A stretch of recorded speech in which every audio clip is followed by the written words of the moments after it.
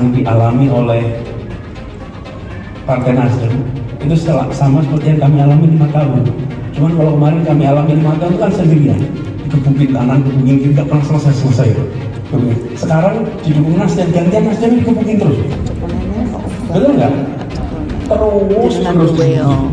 Jadi bahkan hari ini ada kabar lagi loh, kabar-kabar yang mengkhawatirkan. Surya Paloh ini adalah seorang man of commitment. Jadi beliau seseorang yang lihat aja rekam jejaknya. Rekam jejaknya adalah bila beliau mengambil sikap, maka dimulai dengan proses yang panjang, nggak dadakan. Lalu ketika sudah mengambil sikap, dia jalani semua konsekuensinya dan punya pengalaman berada di dalam lingkungan politik ekonomi Indonesia yang sudah cukup panjang. Pak Surya Paloh itu diserang dari sana sini, tapi alhamdulillah beliau itu seperti karang dihantam ombak dan tak bergeming sedikit pun, sama sekali. Padahal ya, kalau saya mikir Pak Surya Paloh ini sudah usia 72 tahun. 72 tahun, kalau mau hidup enak itu, sudah tinggal ikut aja apa maunya yang ada. Nggak ada repot-repot tuh, nyanyi sudah ada. Jadi saya hormat, saya sampaikan berkali-kali bahwa dengan rendah hati saya menerima amanat ini karena beliau berani melakukan sebuah terobosan yang bagi sebagian yang lain hanya bisa membayangkan I wish. Coba aja saya punya nyali sebesar itu.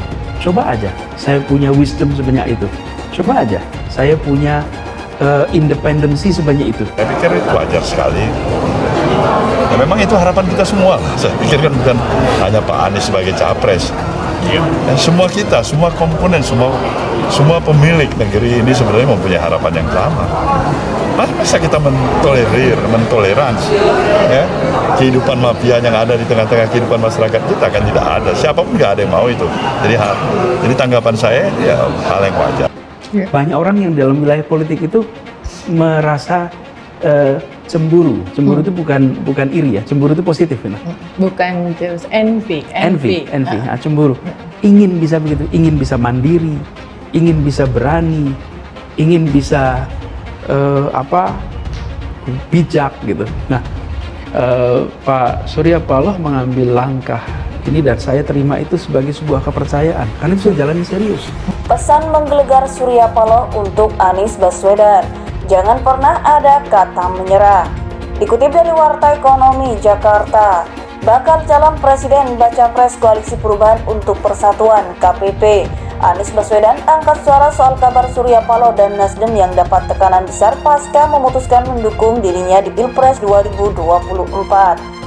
Menurut Anies, meski tekanan datang silih berganti menyapa sang ketua umum Partai Nasdem tersebut. Surya Paloh disebut Anies tak pernah mengeluhkan kondisi yang ada saat ini. Di depan mic dia tak pernah berkeluh kesah. Saya lakukan pertemuan tertutup dengan beliau, tapi pernah sekalipun mengeluh, ungkap Anies dalam video yang diupload loyalisnya Guys Khalifa dalam Instagram pribadinya. Dikutip Minggu 18 Juni 2023.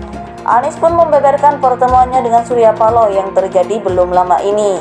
Alih-alih menunjukkan keluhan dengan kondisi yang ada saat ini, Surya Paloh menurut Anies menunjukkan mental siap bertarung dengan meminta dirinya untuk terus bersemangat dan tak menyerah. Kemarin sore saya barusan ngomong dengan beliau, itu dia tanya, Bung Anies bagaimana perasaan? Alhamdulillah semangat bang. Satu hal ingat, tidak boleh ada kata menyerah, jelas Anies menirukan percakapannya dengan Surya.